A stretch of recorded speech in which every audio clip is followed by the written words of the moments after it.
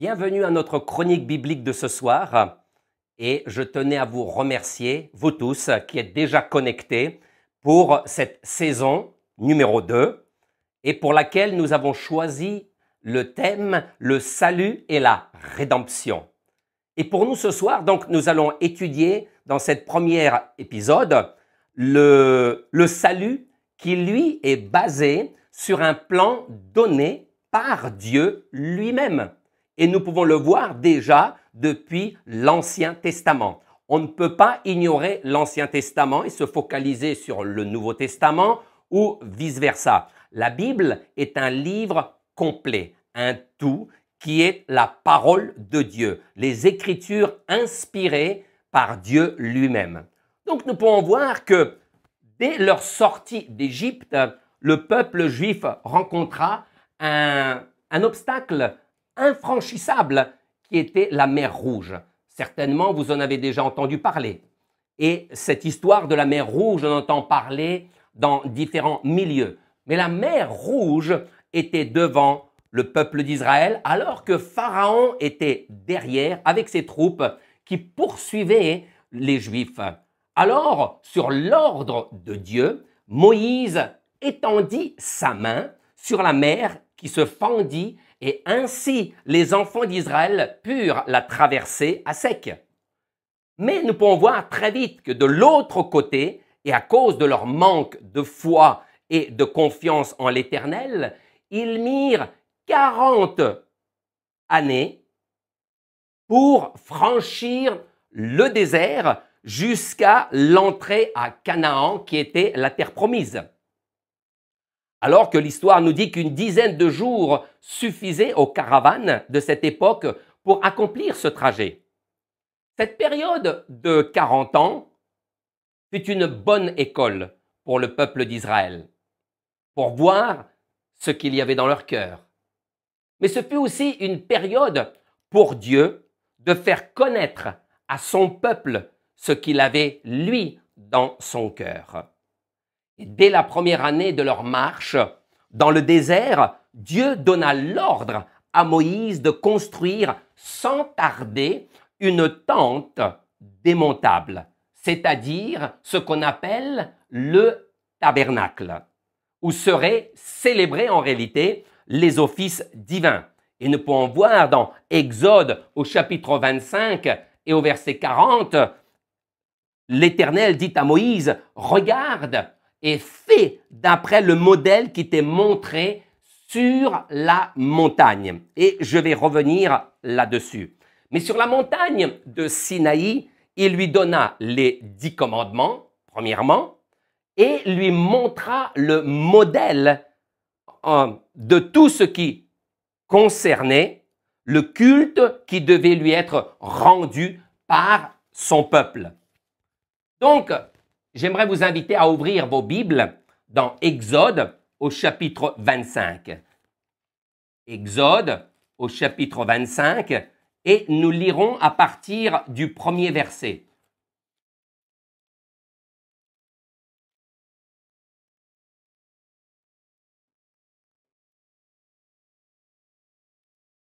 Je lis.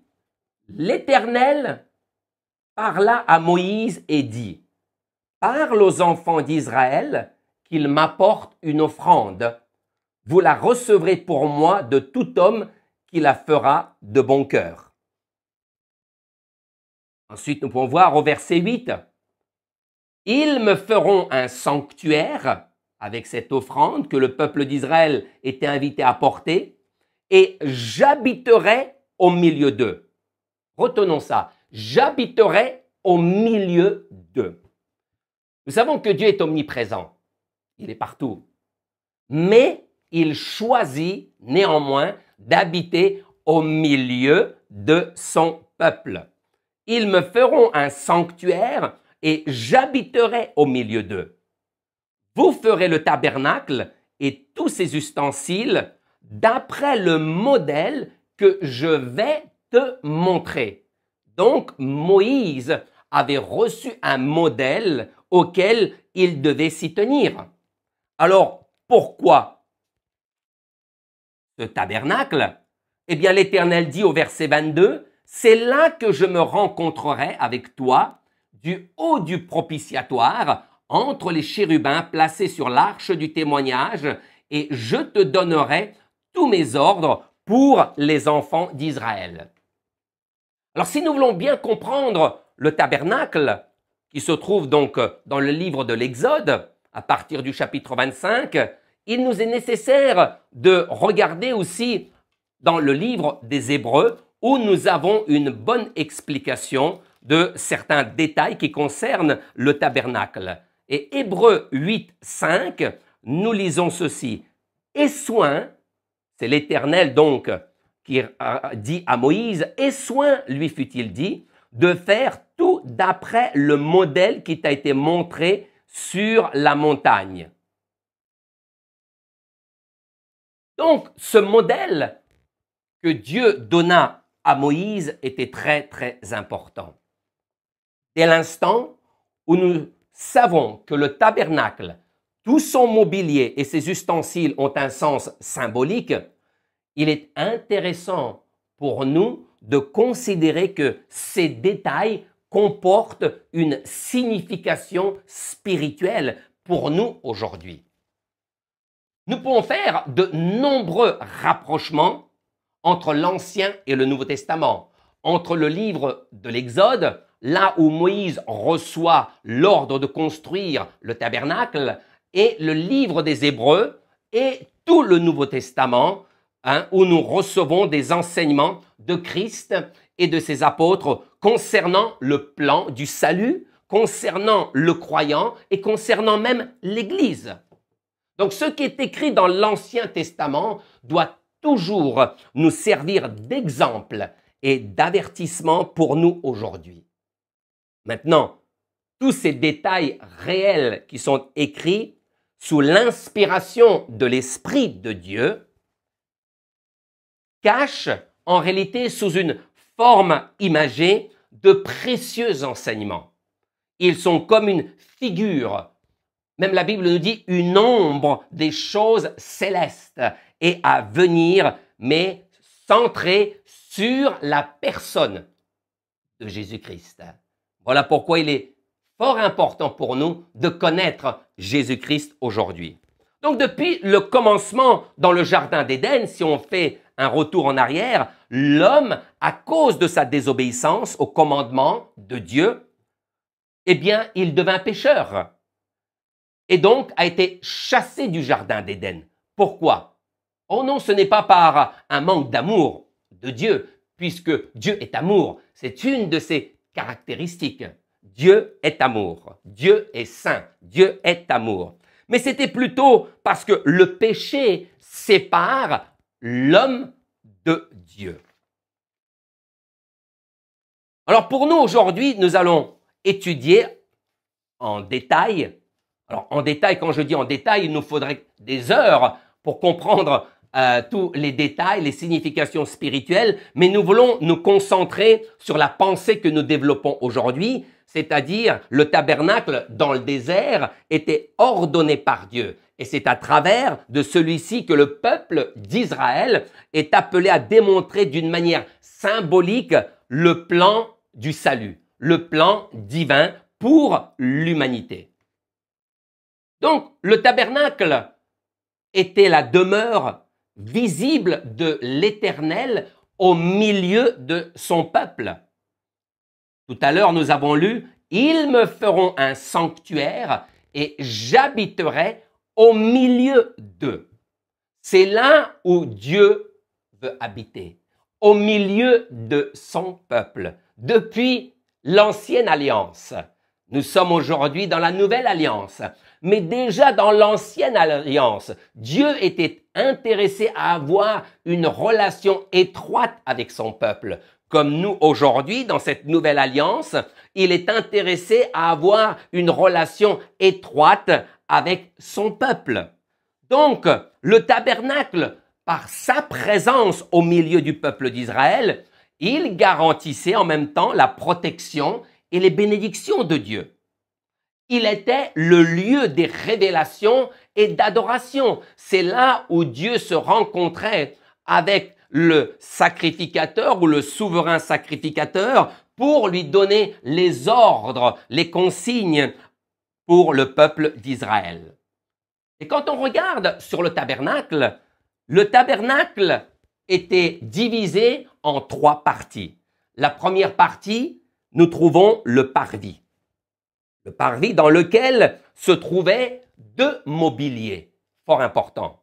L'autel d'airain, c'était un autel de sacrifice, et la cuve d'airain qui était remplie d'eau où le sacrificateur devait se laver les mains et les pieds avant d'entrer dans la tente d'assignation qui, elle, était composée de 2 parties. Il y avait le lieu saint et il y avait le lieu très saint. Et dans le lieu saint, il y avait également du mobilier fort important qui a une signification pour nous aujourd'hui. Et dans le lieu très saint, il y avait ce dernier mobilier qu'on appelle l'arche de l'alliance. Donc, revenons en arrière sur le parvis. Le parvis était constitué d'une clôture qui était assez haute, d'environ 2,50 m, qui mettait ainsi la maison de Dieu, ou la tente d'assignation, ou le sanctuaire de l'Éternel, à l'écart de l'ambiance extérieure. Le parvis était ouverte au peuple d'Israël. Et le peuple d'Israël qui était le peuple choisi de Dieu et consacré à l'Éternel. Et les fidèles n'y entraient que pour amener leur sacrifice ou leur offrande. Une seule porte. Une seule porte pour entrer dans le parvis, c'est-à-dire cette cour dans laquelle se trouvaient ces 2 mobiliers. Cela nous fait penser dans cette nouvelle alliance, à cette porte qui est Jésus-Christ lui-même. La Bible nous dit dans Jean chapitre 10 et au verset 9, « Je suis la porte ». Jésus-Christ est l'unique porte dans cette nouvelle alliance, au travers de laquelle chaque homme, femme, au travers de laquelle celui qui veut s'approcher de Dieu doit passer. La porte, c'est Jésus lui-même. Dans le parvis, donc, je disais, se trouvaient 2 mobiliers. L'autel des holocaustes, c'était un endroit où il y avait le sacrifice qui était apporté par l'Israélite.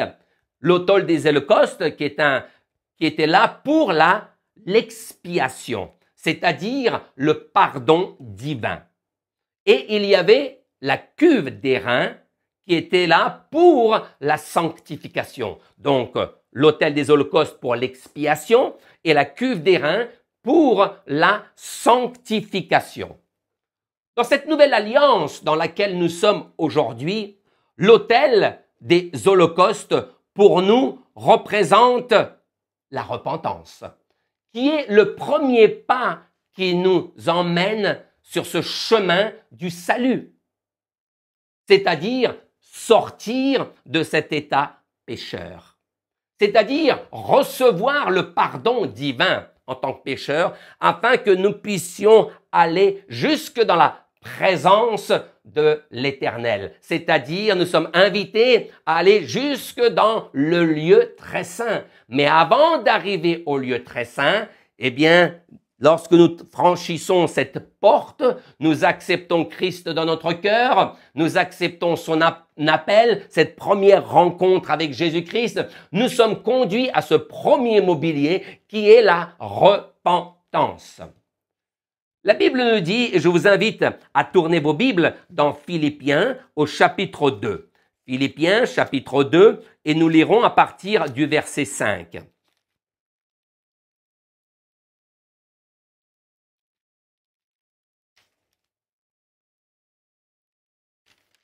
Philippiens 2, verset 5. « Ayez en vous les sentiments qui étaient en Jésus-Christ, lequel, existant en forme de Dieu, n'a point regardé comme une proie à arracher d'être égal à Dieu, mais s'est dépouillé lui-même en prenant une forme de serviteur, en devenant semblable aux hommes, ayant paru comme un simple homme. puisque c'est lui qui est devenu, n'oublions pas, le médiateur entre Dieu et les hommes. Christ, dans 1 Timothée 2,5 nous dit, est ce médiateur entre Dieu et les hommes, c'est-à-dire Christ, l'homme. Il s'est humilié lui-même, se rendant obéissant jusqu'à la mort, même jusqu'à la mort de la croix. Jusqu'à la mort de la croix. Donc, l'autel des holocaustes préfigure la croix. La Bible nous dit dans Ésaïe 53, il a été maltraité, il a été opprimé, et il n'a point ouvert la bouche, semblable à un agneau qu'on mène à la boucherie.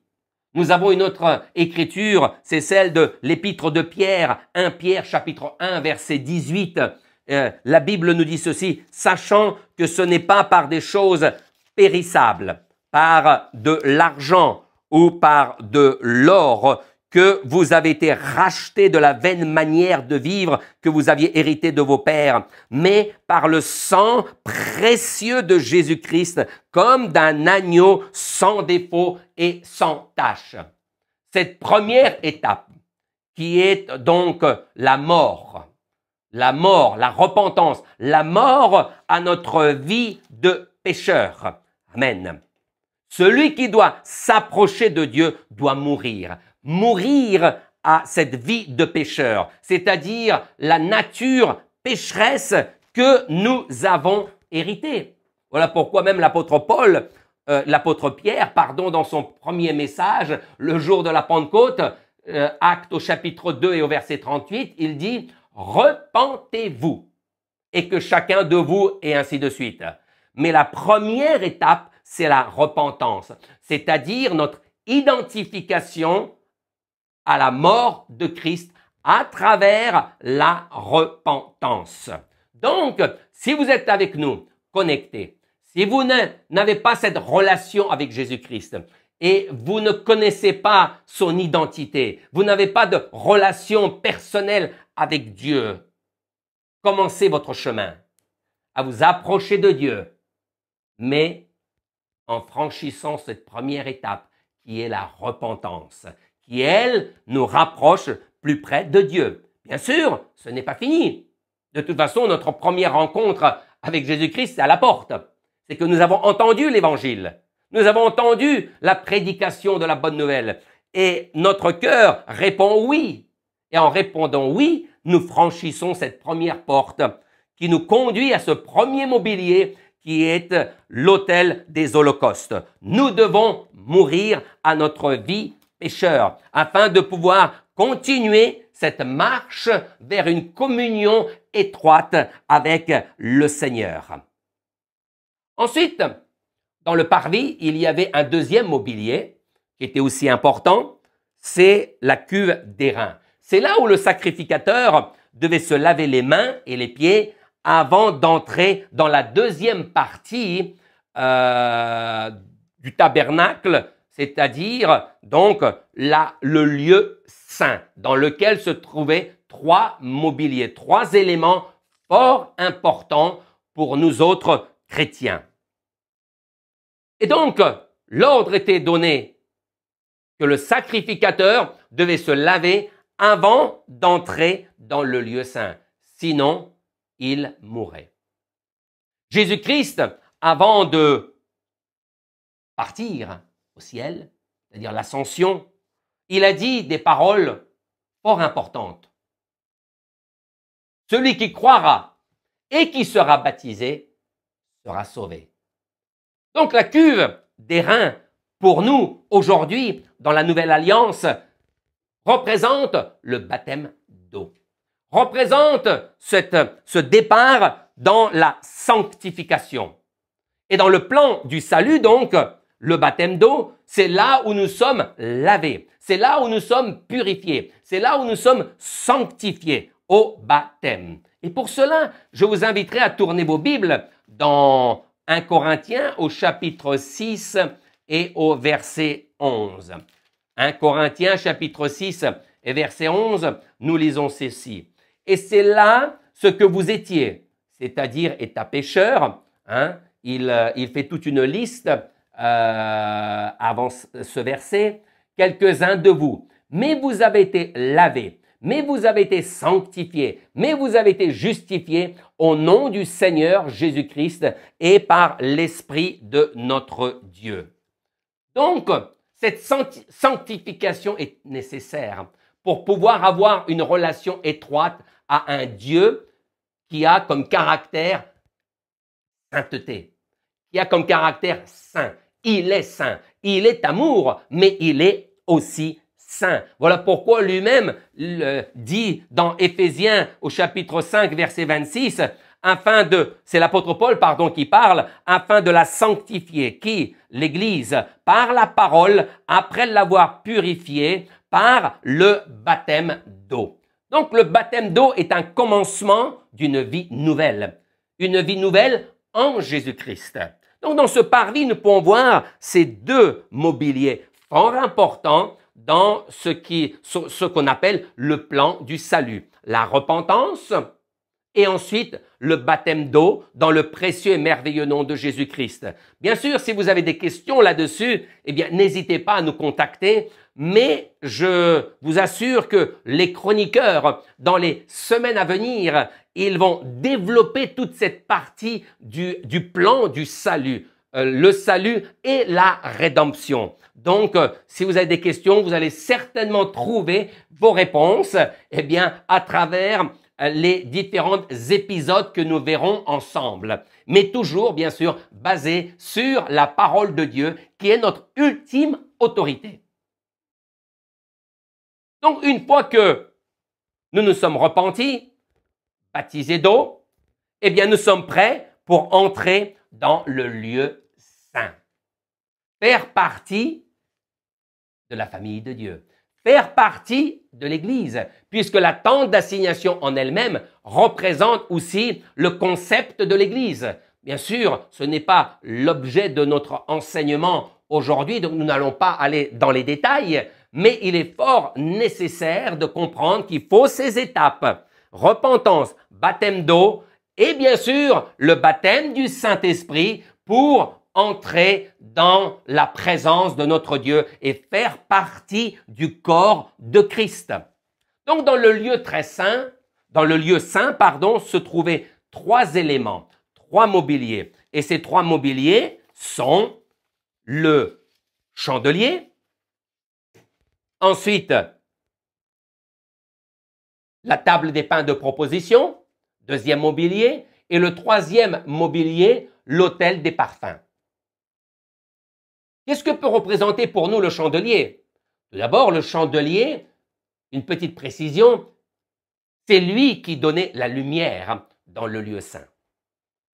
Et cette lumière émanait justement de ce chandelier parce qu'il y avait de l'huile dans ce chandelier. L'huile, la parole de Dieu nous enseigne, notamment, bien sûr, dans le Nouveau Testament, c'est le symbole du Saint-Esprit. Souvenez-vous de la parabole des 10 vierges. 5 étaient folles et 5 étaient sages. Et là, il est question du Saint-Esprit. Nous avons besoin du Saint-Esprit. Le chandelier, en réalité, représente l'instruction. L'instruction, c'est à la lumière de ce chandelier que le sacrificateur pouvait continuer dans son exercice qui lui était demandé, exigé par Dieu. C'est à la lumière de la parole de Dieu, bien sûr, qui nous est donnée par le Saint-Esprit en nous, puisque même la Bible nous dit que le Saint-Esprit vous conduira dans toute la vérité. Donc, nous sommes instruits par le Saint-Esprit. Bien sûr, nous avons besoin des hommes de Dieu. Bien sûr, nous avons besoin de tout ce que le Seigneur a établi. Mais en réalité, la chose la plus importante que nous avons besoin en tant que personne, c'est le Saint-Esprit qui est celui qui nous conduira dans toute la vérité. Il nous instruira. Amen. Donc, le chandelier représente cette instruction, cette lumière. Amen. Ensuite, nous avons la table des pains de proposition. sur laquelle se trouvaient 12 pains qui représentent les 12 tribus d'Israël, mais pour nous, aujourd'hui, représente la parole de Dieu, qui est notre nourriture spirituelle. C'était la nourriture du sacrificateur. Les pains de proposition étaient la nourriture pour le sacrificateur. Eh bien, aujourd'hui, la parole de Dieu est ce pain vivant duquel nous ne pouvons pas nous passer. En tant qu'enfants de Dieu, nous avons besoin de la parole de Dieu. Nous avons besoin de cette nourriture spirituelle afin de pouvoir continuer à grandir dans la grâce et dans la connaissance de notre Seigneur et Sauveur Jésus-Christ et entrer dans une proximité avec lui. Donc, les pains de proposition représentent la nourriture qui nous est donnée à travers la parole de Dieu et à travers de laquelle nous sommes fortifiés. Ensuite, il y a ce troisième élément qui est un élément ou un mobilier très important. C'est l'autel des parfums. C'est là où nous sommes édifiés. L'autel des parfums, pour nous, dans cette nouvelle alliance, représente l'édification, c'est-à-dire la prière, la louange. Ce n'est qu'à travers la prière, ce n'est qu'à travers la louange que nous pouvons pénétrer dans le lieu très saint et sentir la Shekinah de l'Éternel, sentir la présence de Dieu.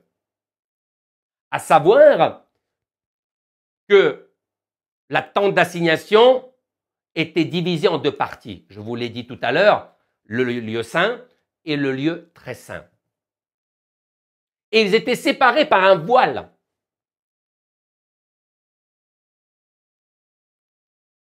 Une fois par an, le souverain sacrificateur avait le droit d'y entrer. Une fois par an.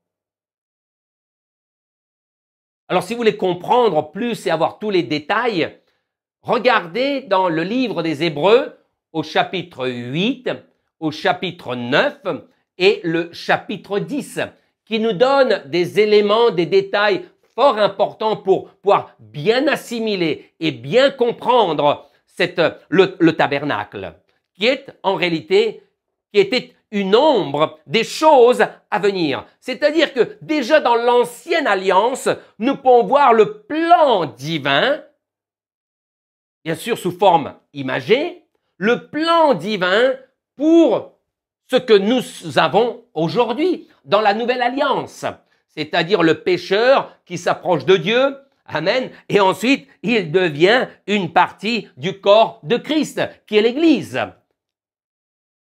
Donc le tabernacle, il est fort important pour nous autres chrétiens de bien l'assimiler, de bien le comprendre. Amen. Et c'est d'où le plan du salut sur lequel nous nous basons aujourd'hui. Nous ne voulons pas dire simplement, eh bien, crois au Seigneur Jésus et tu seras sauvé. Comme certains pensent, il suffit de croire et nous sommes sauvés. Non, l'Écriture, eh bien, c'est un tout. Il faut prendre et l'Ancien Testament et le Nouveau Testament. Et quel privilège pour nous autres chrétiens, amen, de savoir que nous pouvons prendre et l'Ancien Testament et le Nouveau Testament et les mettre ensemble. Amen. L'Ancien Testament est comme un pédagogue pour nous. Il nous a ouvert la porte à ce que nous avons aujourd'hui, à ce que nous bénéficions aujourd'hui dans notre relation avec Dieu. Et tout cela grâce au sacrifice expiatoire de notre Seigneur et Sauveur Jésus-Christ. Amen. C'est parce qu'il nous a rachetés. Amen. Il a payé de son prix. Il a donné sa vie. Il a payé ce prix afin que nous puissions recevoir le pardon à la repentance. Ensuite, à la cuve des reins, c'est-à-dire le baptême d'eau, nos péchés sont lavés, sont effacés, nous sommes sanctifiés et ensuite nous pénétrons dans le lieu saint en recevant le baptême du Saint-Esprit qui lui nous instruit à continuer à servir le Seigneur comme il se doit pour un chrétien. Donc, ce voile dont j'ai parlé tout à l'heure fut déchiré du haut en bas lorsque Jésus-Christ est mort sur la croix. De ce fait, Dieu voulait montrer qu'une nouvelle route était tracée, une nouvelle porte s'ouvrait, une nouvelle dispensation que nous appelons la dispensation de la grâce s'ouvrait devant nous. Alors qu'auparavant, nous sommes dans la dispensation de la loi. Le tabernacle était dans cette dispensation, ce laps de temps où Dieu a affaire à l'homme avec d'une certaine manière par rapport à ce que lui a ordonné. Aujourd'hui, nous vivons dans la dispensation de la grâce. Et je suis reconnaissant au Seigneur parce que les prochains chroniqueurs, ils développeront les différents aspects du salut. Et donc, je vous souhaite bon courage, étudiez la parole de Dieu de vous-même et soyez fidèles à notre chronique biblique tous les vendredis à 20h. Donc, je vous souhaite la bénédiction du Seigneur et à bientôt.